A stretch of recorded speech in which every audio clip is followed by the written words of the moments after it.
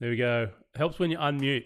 Well, hi there, good people. It's your boy, Johnny-J. I hope you are doing amazing. Today, I wanted to try out a live stream. As you know, wrist is still broken. Got about 3 more weeks to go.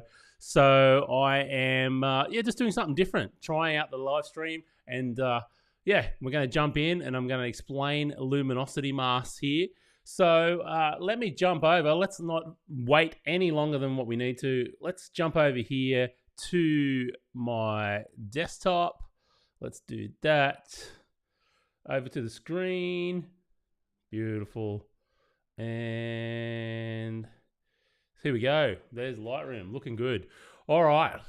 So what we've got here is we've got 2 shots here from my local sand dune system in the Warramai conservation lands there. And you can see we've got this overexposed shot and this underexposed shot.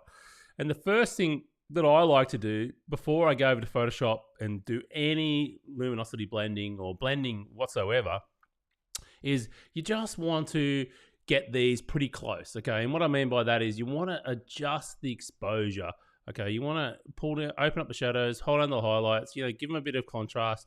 And I also like to tick on, let me just turn on so you can see my mouse a little bit easier here. I've got to turn this on before. So let's turn it on. Oh, there you go. You can see my mouse a little bit better now. So I like to turn on these over here. Which one is it?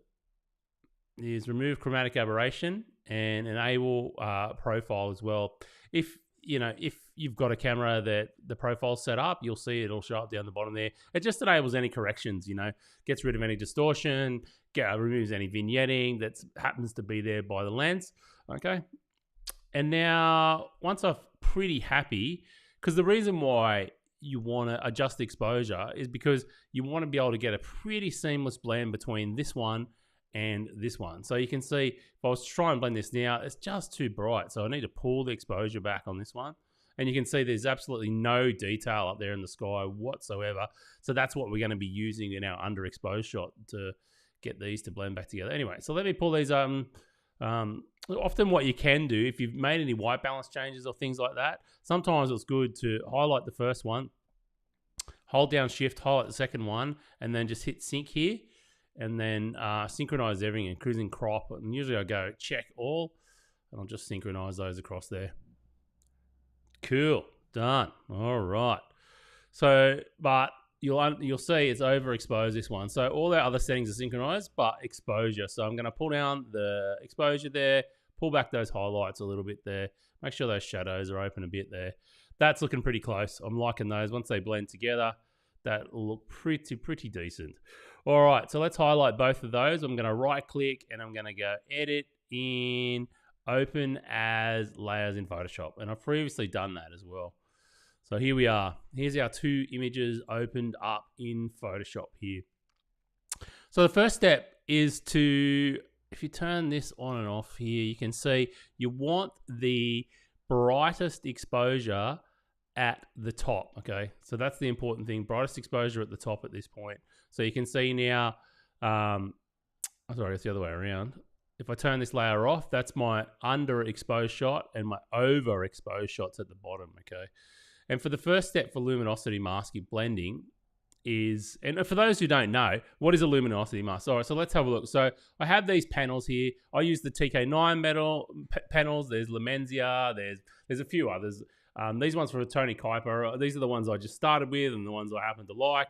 I haven't tried the other ones, but I'm sure they're all just as good. So the basic idea of what a luminosity mask is here, if you can see, I bring up this panel. I'm probably being hidden. Let me just move me over here. I'll move myself down to that corner so you can see what's going on up here. Basically, you've got these numbers 1 to 6 and then 1 to 6 this way. And the basic premise of these is that they're making different selections of tonal values. Okay, so if you have a look, so these are the light tonal values, these are the dark tonal values. And remember, when you're looking at these masks, you know, white reveals, black conceals. So you can see as I go up, it's making tighter in the highlights, in the lights, luminosity mask there. It's making tighter and tighter selections around the brights, okay, the brighter areas, and in the inverse in the shadows. So if I was to click 1 in the shadows, you can see it's selecting the shadows, and the 2 darks, 3 darks, 4 darks, 5 darks. So you get the idea. They're just making tighter selections of that tonal range till you get all the way up to 6, and you can see it's not selecting anything in 6 barely. So that's the basic premise of luminosity masks. They're just really, really fine granulated selections that you can make in Photoshop, okay? So the reason why I like these is because you see you get all these gray areas in between, and sometimes that can be really nice because that's allowing you to make these really subtle transitions between the lights and darks. If you have a look at this lights one, you'll see there's a bit of black where I am there and my sun, but other than that, it's basically, you know, all different tones of gray. And that's why I really like luminosity masks, because there's such a soft gradient between the selections. Of course, you can make tighter selections. You can see as I go to this lights 2 here, it's making a stronger selection, particularly along that horizon line there. So that's looking really good. So the idea of this is we want to blend this sky into this foreground, okay? This was only like a 12 megapixel camera or something, so it really wasn't a high resolution drone. And by the way, I ended up grabbing this. I should have mentioned this in the beginning, which I didn't. Let me just go back over to this other cam here. I should have mentioned, actually, the reason why I came across this is because obviously wrist is broken. I haven't been able to get out and shoot and do whatever. So basically I went back through my old catalog and gone, you know, what can I do? I need to go and do something photography related. I'm getting really itchy. I've got some new macro stuff that maybe I'll do a video about soon that I'm starting to play with, that I'm really enjoying. But I haven't really been able to do much. So I thought, you know what, the better thing to do is go back through the old catalog, see what I've got there, and find some new things that I may have missed on the first pass, or maybe in my skills weren't good enough to do this blending back when I shot these years and years ago. But now it's, and you always find these, what I was trying to say is you'll often come across these little gems that you've missed. So if you're feeling like you haven't been able to get out and shoot and you've got nothing really to process, go back through your old images, even reprocess some of your images, because your skills just, they really, you know, from year to year, your photography skills, your post-processing skills are just getting better and better. And you'll find often you can reprocess things a lot better as well. All right. So anyway, that's how come I'm doing this image and I found it. So let's go back to the screen here. Back to the Lightrooms. All right. Let's have a look. Cool. All right. So we're here in the Lightrooms. First thing we want to do is we want to put a mask on this guy here. So I'm going to go down here to the little square with a circle in it, hit the mask there. And obviously white reveals, black conceals. So we want to hide this at the moment. So Control I or Command I on Windows. Well, let me just select it first. And let's invert this. Command I will invert that. Cool. If you're in the chat, say hi. Feel free to say hi. I'm just getting used to this live streaming stuff. I did do a fair bit of it a little while ago, but yeah, just getting back into it. All right. Cool. So now we've got that. Let's deselect whatever's selected there. Command D to unselect that. All right. So let's go up here to our, oh, that's interesting. Let's go up here to our luminosity masks. And let's go maybe this lights 2. And what I want to do is I want to load that as a selection now.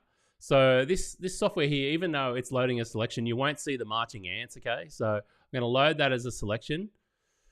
Oh, that's not what I want to do. I pressed the wrong button, Johnny. I loaded it as a mask. So I want to, let's go lights 2 again. Load as a selection. And let's load that as selection. Righto, now we've got our marching ants here. So now we want to go to the brush tool. And B for brush. And we're on the brush tool now. And left and right brackets to make it bigger and smaller. So let's go here to the brush tool. Beautiful. We want to turn down the opacity. I like starting with something low when I do this. And obviously that's a bit bigger brush. And all I want to do, because we've got these marching ants now. So what we've done, we've used that luminosity mask to basically make a selection for our bright areas that we want to bring in. And we're using that like a stencil now. So we're going to paint with a white brush here. And we're going to start to reveal some of that area back. So I'm painting with a white brush on a black mask. And as I paint, you watch what will happen slowly. We'll start to bring some of that back in. Oh, my selection's gone, is it? Oh, it's on a new layer, you dingus. Sorry, I'm painting on the wrong layer here, guys. We paint on this. Paint with the right brush. Even the best of us get confused with layers and masks sometimes. And you'll see what I'm doing, using that luminosity mask as a selection, I'm actually bringing back that detail that was lost in our base layer there. Okay, and I'm just going to keep going slowly, slowly, slowly, using that mask as a selection, like a stencil that we're now painting through with a white brush now. And you can see we're starting to bring all that lovely detail back. So if I was to turn this layer on and off, before, after, and you can see if I zoom in here, let's have a look. You can see how much of that lovely detail has been brought back there. Look, how cool is that? So basically, luminosity mask on painting on our sky, on a black layer mask, using it as a selection, like a stencil to paint through and bring back that beautiful sky there. Really cool. Love that. So it's as easy as that. And you can see how easy that blended back into together there. And the beautiful thing about this as well is that from here, you know, we can go and make all our finishing moves, but doing those initial adjustments in Lightroom has really helped this. Like, you know, balancing out those exposures before we even got into Photoshop really, really helps this. So I'm just going to hit Command Shift E, just merge all those layers now. Really happy how they are. That's cool. Then Control J or Command J or Control J just to duplicate that layer. And oops, I don't know what happened then. Anyway, let's duplicate that layer. Whatever. So we've got a duplicate layer. Cool. Now we can get to work on this and finish off our post-processing. So first thing I want to do, sorry, young bloke, this is my young bloke, is I just got the remove tool. I'm just going to get rid of him. I just like having one person, and I would have got rid of me, but I look like I'm looking into the sunset, so I think that's way better. I think that's heaps nicer. So the other thing I really love doing with luminosity masks as well, there's probably a bit of other cleanup to do, but I think just having a single subject is really, really cool. I love that. So it just, I don't know, 1, 3, odd numbers always look better. So let's go with 1. And all right, so first things first, I really love doing this. It starts to bring out the color. So you can see how we've got I talked about the luminosity mask at the top, 1 to 6 in the lights, 1 to 6 in the darks. We've also got these ones. These are the mid-tone ones, and I really, really love these. So what you can do is do a luminosity selection of the mid-tones, which is cool. So it means that when you make any adjustments to this, it isn't affecting the far left darks or the far right lights in your on your histogram, you know, in your luminosity range. So what I'm going to do is grab a levels adjustment and apply that to a levels adjustment. You can see it's added a levels adjustment there, and there's our luminosity mask. And I'm just going to bump up the contrast here. So, you know, just adding a little bit more of that yummy mid-tone contrast. Yeah, that's looking cool. So that's a before, after. You can see it's really bringing out those lines now, that mid-tone contrast. Absolutely love it. I think that's great. Looking good, looking good. What next? What can we do next to this image? So one thing I do like to do here is, and in the TK9 panel, you've got this extra panel here, and there's these actions in here. And basically, I'm going to add the Orton effect. And the Orton effect basically just does like a blurring, basically, of the highlights, which it just adds this pleasing like glow. And when you've got images like this, it always looks amazing. So I'm going to add that as well. Something I really love to do. So let's add this Orton effect here. And it's going to look a bit crazy for a while. So usually the Orton effect, you want to go around the megapixels of the camera. So this one was only 12 megapixels. So I'll just put it, actually you'll see on this screen here, sorry. You can see I usually put the radius around whatever the megapixel of the camera is. That usually seems to work the best. So I'm just going to go okay to that. And it's going to look terrible for a little bit there, but do not stress. Do not stress. We're going to add a mask to that, like this. And then I'm going to go up here and I'm going to get another luminosity mask, and I might get something around the lights too. So this is basically just going to restrict that Orton effect just to our brightest highlights there. So let's do that. So I've added that mask there to our Orton effect, and you can see that glow it's adding there. And then I'm going to grab the opacity and just dial it down a bit. Yeah, that's looking good. Liking that glow. How cool is that? Yeah, so you can see it just adds that ethereal type effect. It just adds that softening around that area there, which I really, really love. I think that's awesome. Looking good, looking good. All right, what else can we see here? So what I'm going to do is I'm going to merge all those layers again just to save my computer lagging out while we're doing the live stream. So let's do that. I'm going to Command-J, duplicate that layer again. So this is where we're at. And what I might do is I'm just going to darken down the sky. There's a real easy way to do that. If you go like multiply, and then I'm going to add another layer mask, and again, invert that to hide that layer. And then I'm going to have this gradial, make sure I've got my layer mask selected here. And then I'm going to add a gradial filter on the top. Sorry, what's it called? The gradial. I always forget the name of this. The gradient tool. Use the gradient tool. That's what I'm doing. I'm using the gradient tool. Forgot the name of it. And you can see there what it's done. It's had a nice gradient there. I just wanted to darken down the top of that sky. And so you've got this. That's cool about this now is you've got this other slider with the gradient tool as well. It allows you to feather out that edge a little bit. So basically what I wanted to do was darken down the top of that sky there, just to stop the viewer's eye, you know, your viewer's eye popping out the top of the screen, and just give that area a little bit more punch. And that's just an easy way to do it, I find, in Photoshop there. Just using that blend mode, darken blend mode. So that looks pretty cool, like that. All right, so the other thing I really like to do is there's this freehand vignette action that I really love using too in the TK8 panel. So I just take a selection here of, you know, with the marquee tool, a rough selection of something that I really want to select. And you can see I'm just trying to include interesting areas and not have that being affected by this. So, and let's go back to the TK8.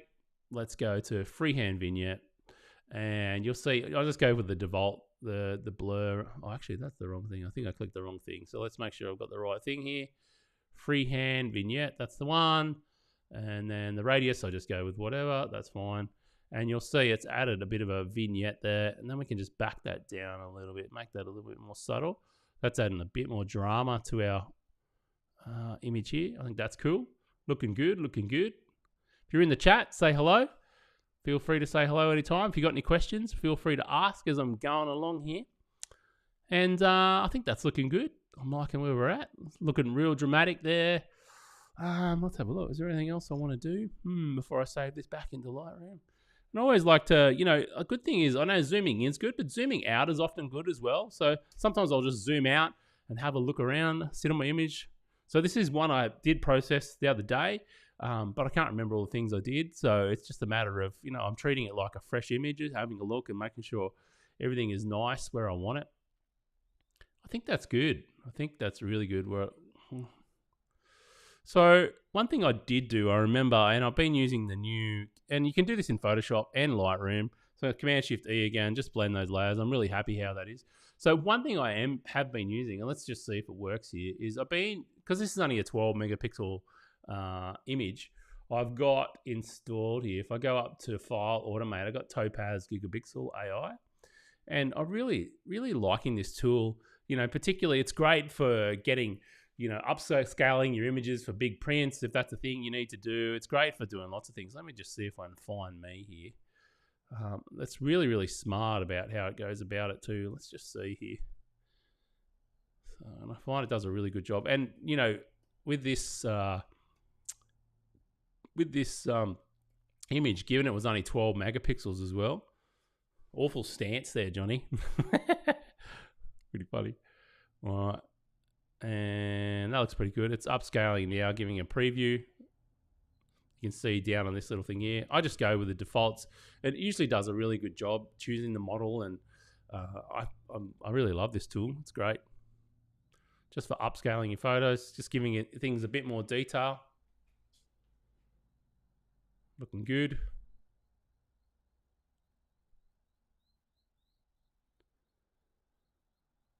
Cool. There's the preview. You can see the difference from the left to the right.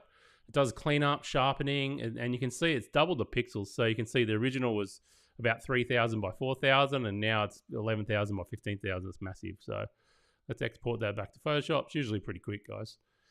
So I really love that tool. And I just find if you've started with something high resolution and then you downscale it for the web, when you post it, it tends to give you a better result, particularly when I haven't done any much sharpening on this yet. So that's something I'll do a bit of sharpening. I probably should have done some pre-sharpening back in Lightroom, which I didn't go through, but often I do like to do the pre-sharpening on the raw, but before I go to Photoshop and do the blending. But with this one, because it was such a low resolution and pretty high dynamic range, and it wasn't a very high dynamic range drone shot, I didn't want to pre-sharpen it, and I didn't want to do my initial sharpening in Lightroom. So I'll end up going back and doing that when we get back into Lightroom now. So that's saving it there. Done. So that should be our, just a couple of seconds there. The computer's like, yeah, righto. So you can see the resolution there now. It's just beautiful. Look at that. Lovely. Upscaled it nicely. Everything's looking nice there. The blend's looking clean. Really cool. And that's the original there behind it. But anyway, so let's merge those. Again, let's just merge those. So it saves it a bit quicker as well. Oh, that's not what I wanted to do. Let's go edit, undo. Must have, with my cast in this hand, I find it hard to do the keys, so I pushed the wrong keys. All right, Command save. Let's save it back to Lightroom now. And we'll just wait for that to pop back into Lightroom. It's saving it now. Cool. Well, I see there's a couple of people in the chat. If you've got any questions or you want to ask anything, please let me know. Basically, I thought that it might have been nice, as that's saving there, I thought this might be nice, a nice way, you know, for me to jump in, interact, particularly while I've got this cast on my hand. And it's a good way to go through some post-processing stuff as well. I used to do live a lot more, and let me know if you like the live things. I think they're pretty cool. I'm enjoying doing it again. All right, let me just move me back out of the way again. On the other side there. Cool. We'll just wait for this to save. It's going to take a few minutes, but it's because it's going up to the NAS and it's a big TIFF file now. So it'll come back into Lightroom soon. But so here's what we started with. You know, these two photos here. And we blended those together, and I think that's looking really, really good. I'm loving the last image here. This is looking good. It's nearly done, 92%. And it'll pop back up in Lightroom. Beautiful. That is really cool. Love it. Awesome Mick Sauce. Yeah, so I might pop in and do some more of these live streams over the next few weeks, particularly while I'm around the office. And if anything comes up, I'll just jump on and share that with you guys. And I'm hanging to get back out in the field. I've got a couple of videos I want to make around the house, or one around the house and one locally that hopefully I'm going to be able to do over the next few weeks. But yeah, I'm just still struggling really to hold anything with this hand. So even though there's sort of 3 weeks to go, I think. And this will be our big TIFF file coming back in here now. The preview's just loading there. But yeah, it looks good. It is slow. I need some extra music playing. Something in the background music, which I've got some. Maybe I need to get onto that a bit more. Actually, I had this too. I had my lower third I built, but I forgot to use it. There it is. Anyway, that's okay. Next time we'll remember that. Got my little paper scrunch lower third. All right. This is loading in still. It's a massive file. So we're taking it from 12 megapixels to like, I don't know, it must be about a couple of 100 meg I know, I reckon. Anyway. It's a bit slow, this bit. Coolio. All right. Still loading. Jeez, mate. Far out. Maybe I should have saved one earlier. Would have been a bit quicker. But anyway, that's okay. Gives us time to chat and catch up. Let me get this thing I brought. Anyway, I'll show you guys quickly.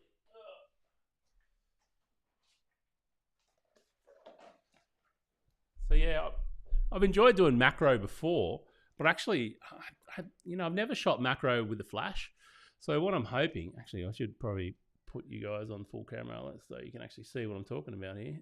So let's go full screen cam. Yeah, cool. So this is from Cyrus Tech diffuser. Cyrus? I don't know. Anyway, it's a diffuser I recently brought from a local Australian guy who makes them from his house, and Cygnus Tech. Sorry, Cygnus Tech. And I'm really enjoying. You put this on your camera, and it softens out the light and allows you to run and gun with macro. And look, I've played around with it a couple of times. I can't hold the camera too great yet with my wrist. But I am absolutely enjoying it. And I think it opens up a whole new world. And I think the thing about it that most excites me, and I know this is a bit off topic, is that I'm going to be able to shoot faster shutter speeds for my macro, so you can still not get something that's underexposed. And you can shoot in low light too. And the light quality that you get out of this, if you get your power of your flash dialed in, is just really, really beautiful. So I'm looking forward to playing with that a lot more. All right, and our photo has popped in. But again, I need to wait till I can hold a camera with a flash on it with this hand. So let's go back to the screen here. All right, let's have a look. So you can see, look at that. Beautifully blended there. I think that's it. Let's go into it. Yeah, that is 100%. So you can see that blend is just seamless up there. Absolutely beautiful. Love that. And I think that's looking really good. So to finish this one off, I reckon sometimes if you don't know what you want to do to finish it off, if you think there's anything, just hit the auto button in Lightroom. Sometimes it'll be really crazy like that. I don't like that. And sometimes it'll give you a few hints of what to do. So then I'll undo it. So I can pull those highlights down a little bit, turn that highlight warning on just to make sure we're not clipping in there. Yeah, that's perfect. I like the contrast. I like where that's going. I do want to do some sharpening here. So let's usually somewhere around 70 or so. Hold down the options key, use the masking there. And masking is great. I really love this masking tool here. So options or alt on Windows, options on a Mac. And basically that just allows you to mask out some of the areas, any of that soft areas or flat areas. We don't want to add too much sharpening to that. Let's get rid of that. So that's our pre-sharpen there. And same with the radius and that too. You know, you can hold down the Option Alt key and you can still get this sort of masking effect from the radius and the detail as well. So radius is just, because sharpening, all it's doing, sharpening, is adding contrast to the edges of things. So the radius just says how much contrast you want outside the edge, how far you want to push that contrast away from edges. And then detail is just basically telling you, you know, how much of that finer detail do you want to bring into the image. Some people really like using that a lot. I mean, yeah. So that would be my pre-sharpening. So if we have a look at me, let's have a look. We turn that off. You can see it's really, really nice and sharp now. Looking good. I'm really loving the colors. I think that's cool. One thing I might do is look at the color grading wheels. So if we go to the color grading wheels here, and you can see we've got shadows, highlights, midtones. I might go into the highlights here. I just want to add, I think I want to add a little bit more orange into those highlights there. And the other thing being is that I feel like they're a bit too, like if we reset these, let's reset it. If we reset it, I feel like things are a little bit too green. So maybe what I'll do is push this up to magenta just a little bit there. Yeah, that's cool. I really like that. So it's just a really, really slight color change. And then inside of the color grading, I'm going to take this highlights up to the warm side, just a little bit there. So if we do before and after, there's before, after, it's really hard to tell, but there's a really subtle change there. And I think that looks really, really good. I'm liking where that's at now. I feel like that image is good to go. There's nothing more really to add or to do. I really love this. I love the light direction here. Also, you know, re-looking at this image and rethinking, it would have been great for me to be standing down here as well. I think around this area would have been nice. I still think it's cool, you know, having me in the midground there, just adding a bit of scale. But I definitely could have stood down on this point here. Maybe that would have been slightly stronger, and I could have played the sun off over to the left side like that a little bit more. But look, it's still a cool image, cool drone shot. Really, really happy with it. And yeah, well, I think that's about it. That's all I wanted to talk about. Let's go back here to my full screen.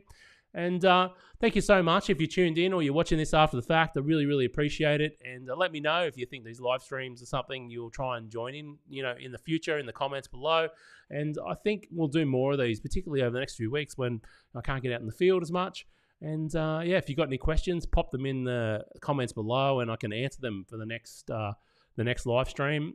And I really appreciate you tuning in or watching this after the fact. And if you want to show some love, support the channel, please, you know, drop a like below, drop a comment. If you haven't subscribed, please subscribe, hit the bell for notifications, and I'll catch you in the next one. All right, guys, see you in the next one. Peace.